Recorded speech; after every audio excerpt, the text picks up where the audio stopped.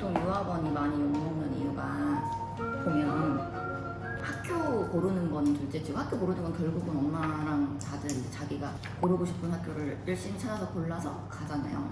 근데 이제 욕을 먹는 부분 중에 하나가 정착 서비스나 이런 것 때문이라서 왜 정착 서비스를 굳이 안 받아도 되는데 받으려고 하냐 막 이런 얘기들도 하는 분들도 계시고. 근데 이제 애를 데리고 오기 전에 이제 자동차라든지 뭐 집이라든지 뭐 특히 비자 같은 경우는 처음에 왔었을 때는 너무 서류랑 이런 거 정신이 없으니까 그런 거를 맡기는 게 거의 주 목적이고, 그리고 온 다음에는 이제 주변 생활권을 한번 같이 돌아주고 막 이런 거에 대한 거를 하는 거잖아요. 보통 그 정착 서비스라는 게.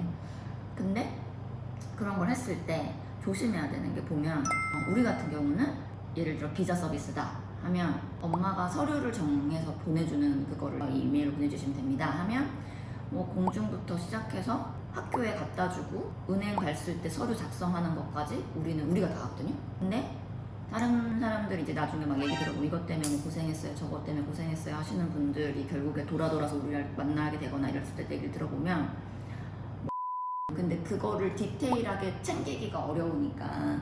근데 이제 사실 비자는 되게 큰 문제잖아요. 큰 문제니까 정착 서비스를 사용하면서 비자는 해주세요 이렇게 되는 건데, 그리고 비자는 특히 말레이시아 같은 경우는 이제 90일 안에 들어온 다음에 되게 신기한 게 말레이시아가 국제학교 비자는 입국을 해야지만 나와요. 근데 대학교 비자는 입국을 하면 안 돼. 한국을 돌아가서 받아야 돼. 입국을 해서 못 받아요. 그러니까 이래 차이가 또 있어. 그러니까 이런 거를 모르고 그냥 있다가 아니 왜 자꾸 비자를 안 주고 비행기표를 어떻게 해야 돼? 막 이런 디테일한 상황들이 생기잖아요. 사실은 우리 회사 같은 경우는 한국도 하고 일본도 하고 중국도 하고 막 이러다 보니까 각 나라별로 또 특징이 다 있어요. 한국은 뭐 이렇게 할 수 있고 일본은 이렇게 하면 안 되고 뭐 중국은 또 이렇게 해야 되고, 그리고 어머님들 상황에 따라 또 달라지는 경우도 있어. 들어와서 뭐 한국을 급하게 들어가셔야 되거나 뭐 해외여행도 잠깐 갔다 오고 싶은데 뭐 방학 전에 뭐 날짜를 빨리 들어가지고 이러시는 분들도 계시니까 그런 거를 우리는 입국일부터 더 물어보거든요. 비자 때문에 그러니까 며칠까지는 이렇게 해주셔야 되고 이런 디테일한 거를 같이 플랜을 짠단 말이야. 근데 이제 그런 거랑 상관없이 그냥 온 다음에 상황이 터졌었을 때 해결하고야 할 때 사용하는 모든 비용의 몫은 가족 오롯이 그 엄마가 지게 되는 거지. 그러니까 물론 90일 동안 대부분의 비자가 나온다고 생각을 하는데, 근데 또 학교마다 짝까지 달라요. 또 어떤 학교는 비자를 들어와서 입국하면 바로 언제부터 시작할 수 있다라고 해가지고 날짜 안내를 주는 학교가 있어. 그 가이드라인이 나오는 학교가 있고, 어떤 학교는 무조건 입학하기 전에 2주 전부터만 프로세스를 해주겠다 이런 학교도 있어.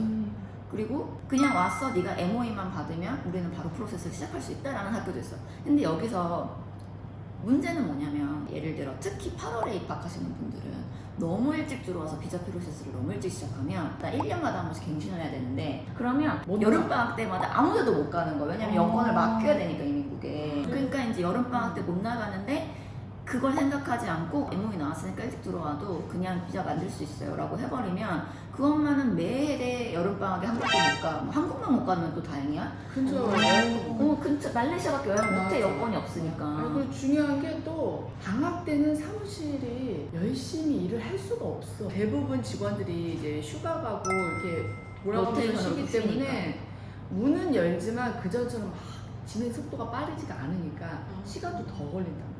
시스템을 좀 알고 학교 안에서 내부에서 일어나는 일들도 좀 잘 알고 이런 회사에 좀 더 꼼꼼하게 받쳐주는 선생님이 있는 회사를 고르면 사실 문제는 확 줄죠. 확 줄어요. 8월에 입학을, 그러면 8월에 입학을 하면 어떻게 되냐? 그러니까 이렇게 얘기를 하면은 8월에 가면 안 되겠다라는 마음이 들 수도 있으니 사실은 나는 8월 입학하는 걸 제일 추천해요. 애들을 위해서는. 새 학기에 시작해서 애들이, 그리고 학교마다 약간씩 특히 고학년은 아침 매 학기 시작쯤에 일주일 애들이 친해지라고 같이 여행도 가고 캠프도 가고. 이제 빌트업 시간을 하고 난 다음에 이제 학기를 시작하는 학교들이 있단 말이에요. 그러면 특히나 그런 학교들은 8월에 입학하면 애가 처음에 왔었어서 적응한다는 것도 만들어주죠. 8월에 입학하는 거를 될 수 있으면 추천을 하는데, 비자는 내가 왜 아까 그런 얘기를 했냐면, 그러니까 6월에 안 와도 되는 거야. 그냥 6월에 오고 싶은 사람이 있을 수 있잖아요. 예를 들면 어차피 8월에 입학할 건데 한국에 있지 않고 미리 오고 싶고 막 하니까 그럴 수 있잖아. 그건 이해가 가. 그리고 와가지고 예를 들어 여기서 학원을 먼저 보낸다든지 하고 싶어 하고 엄마도 이제 좀 직정률도 미리 하고 해가지고 하고 싶다 세트다운 하고 싶다든지 이런 분들이 이제 미리 오고 싶다는 얘기 많이 하시는데 뭐 4월에 오고 싶다고 하셨던 분들도 계시니까 근데 방법은 두 가지예요. 일찍 와서 한번 나갔다 오던지 여행식으로 약간 같이 집 계약하는 건 사실 비자랑 관련이 없으니까 그러니까 이제 미리 와가지고 뭐 2개월이든 3개월이든 있다가 나갔다가 다시 들어와서 그때 이제 학교 비자 프로세스를 시작하는 방법. 오는 시점을 근데 잘 잡아야지. 그러니까 이것도 그러니까 얘기를 좀 오픈 마인드로 다 해줘야 해주면 같이 얘기를 하는 게 오히려 쉬운데 잘 모르겠고 뭐 이렇게 좀 이렇게 얘기하시는 분들이 계세요. 왜 그런지 모르겠지만 그러니까 그러면 안 돼요. 그러면 우리는 물어보는 이유가 도와주려고 물어보는 거거든. 그러니까 이제 그런 프로세스를 하는 시점도 잘 시작을 해야 그 다음 해에 이제 계속 비자를 발급받을 때 큰 문제. 그리고 예를 들면 뭐 1년밖에 안 했을 거다 그럼 상관없지. 1년밖에 안 있는다고 하시는 분들 대부분이 많이 계시더라고요. 원래 짧게 계획하고 오신 분들이 오래 계세요. 1년만 있을 거야 해도 이게 사람이 일이라는 게 모르니까 그래도 그걸 조금 염두에 두고 하는 게 좋을 것 같아요. 저는 이제 학교에서 파트너로 일하는 비자 회사가 됐어요. 그래서 이제 8월부터는 어떤 학교는 저희 회사 이름으로 각각 나라에 다 이메일이 갈 거예요. 그래서 이제 그 나라 언어로 도와주는 그 서비스를 하는 회사가 됐거든요. 우리 같은 경우는. 그러니까 말하고 싶은 게 뭐냐면 비자는 특히나 좀 제일 중요한 문제죠. 아니면 비행기 타고 한번 바깥으로 나갔다 와야 되는데 예를 들어 애가 셋이야. 그럼 비행기 값이 얼마예요?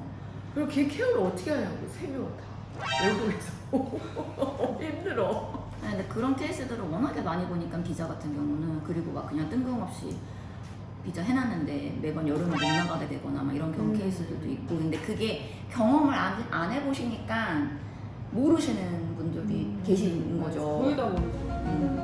그러니까 뭐 당연히 가족분들은 당연히 모르시고 에이전트라고 하시는 분들도 그러니까 거기까지 챙기시지 않은 분들이 많으니까 좀 잘 꼼꼼하게 해주는 회사랑 만나는 게 어렵지.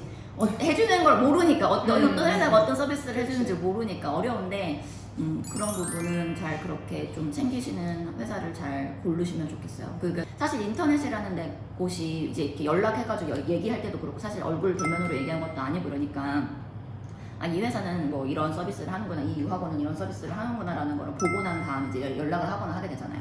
근데 그러면 이제 딱 그냥 봤을 때 극단적으로 얘기를 하면 꼼꼼하게 비교를 해보는 게 우선은 제일 중요하고 그리고 항목을 잘 보셨으면 좋겠어요.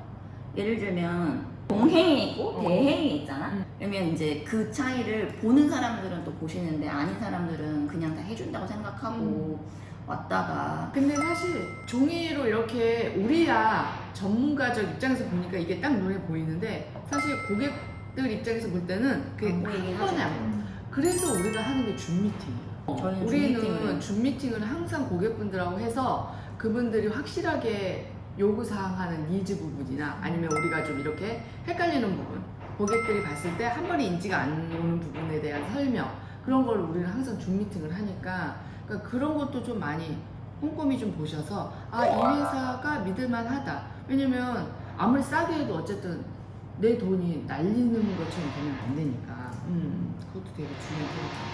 잘해보는